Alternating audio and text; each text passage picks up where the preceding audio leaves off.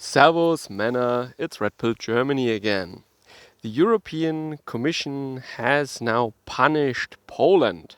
Poland is supposed now, or well, they are asked to pay 1 million euros per day um, until they comply and stop their justice reform, this disciplinary chamber, or however they call that, or however you would translate that into English. And probably they have to reinstate all the judges that lost their positions now, etc. So basically, the European Union says to Poland, you have to comply, your own constitution doesn't count, European law counts and trumps the national constitution of Poland and their democratic and legislative customs, cultures, their history. If you want to be part of the EU, you have to let go of your own way of doing things. I want to phrase this as broadly as I can, but in specific, it is about the justice reform of Poland now. So, yeah, I mean, 1 million euros per day, that's a lot of money, I would say. And the Polish government has responded and they said Poland shouldn't and Poland cannot pay this money, this fine, basically. At the same time, I must say, the European Parliament is suing the European Commission for staying inactive on this issue for so long. So they're basically saying, you're not doing anything against Poland and Hungary. So I think in the lawsuit or whatever you call that at the European Court of Justice, the case there, of the European Parliament. In that case, Hungary is also named. Yeah? So this 1 million a day, that is only about Poland here, but the European Parliament is not satisfied with the way the European Commission, once again, for people not so familiar with with the EU, the European Commission is something like a European government, and the European Parliament is, of course, the Parliament that is also elected by European citizens. And now the Parliament is unsatisfied with the way the Commission is dealing with Poland and Hungary. The Parliament says that they should have responded much harsher, much earlier, much stricter, and they shouldn't tolerate any of that stuff. Whereas Angela Merkel, for example, and the European Commission, which is, I say government, but it is it's more closer related to the national governments actually. But yeah, that's beside the point of this video. So the executive, so to speak, the Commission, many there say that we should wait for the result of the trial at the European Court of Justice, and which is pretty much over now, and the verdict is 1 million a day. That is how I understood it, at least. But the Parliament said that this wasn't fast enough, and of course, what does that mean if one organ of the EU is suing another? In the end, that means that the European taxpayers have to give more money to the EU. That's what that basically means. I mean, it's not like that budget of the European Commission will be written over to the European Parliament or something like that. No, I think it's just that the European taxpayer, they have to pay more. And maybe this is exactly what the European, or the so-called European Parliament, I should say EU Parliament, excuse me, I'm also guilty of that.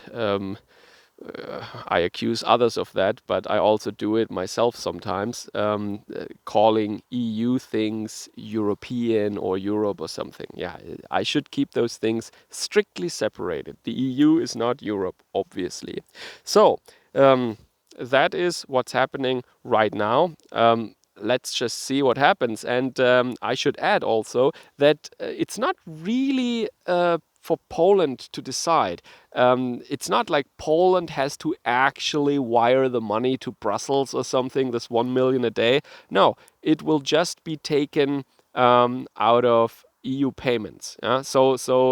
Money flows from the member states to the EU, but then the EU also, of course, pays money to the member states. For example, agricultural subsidies or something like that, or infrastructure programs, etc. And there is the European Commission already said, or I don't know who, but the EU already said there is no problem in getting that money because we can just this is legally possible, I read. They can just deduct that from payments flowing towards Poland.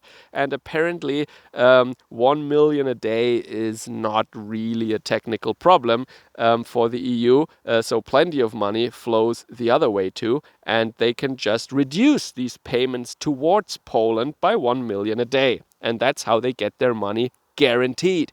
So Poland has lost that money. That's like 365 million a year. Depends on how long they wait. And actually, I'm not quite sure what they would have to do in order to end this punishment period or something like that. So when do these payments end? When they have reinstated all these judges, when they have taken back this justice reform and this disciplinary committee or chamber or whatever, that this will be disbanded again. I mean, those 3 points come to mind, but I don't know. I haven't read any official document yet. Maybe there is more. I have no idea. So the fact is that right now Poland is in this punishment period, and each day that goes by costs them €1 million.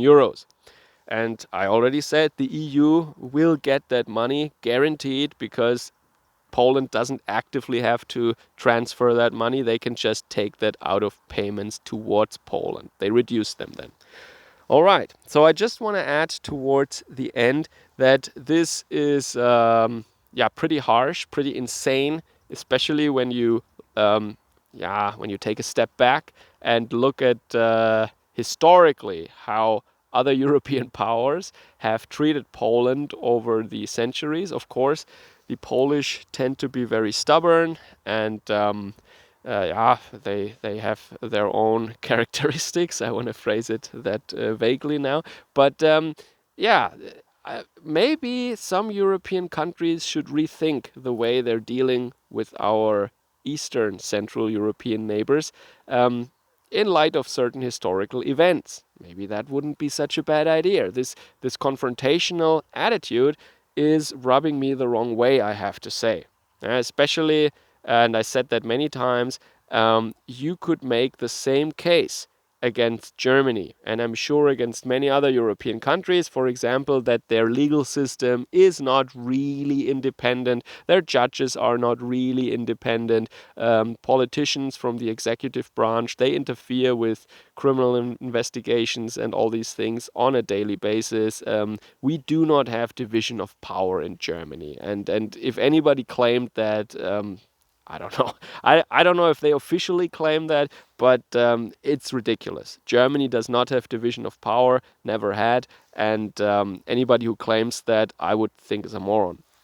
Okay, so, and also I want to add a point at the moment, and I will talk about that in the near future, I guess.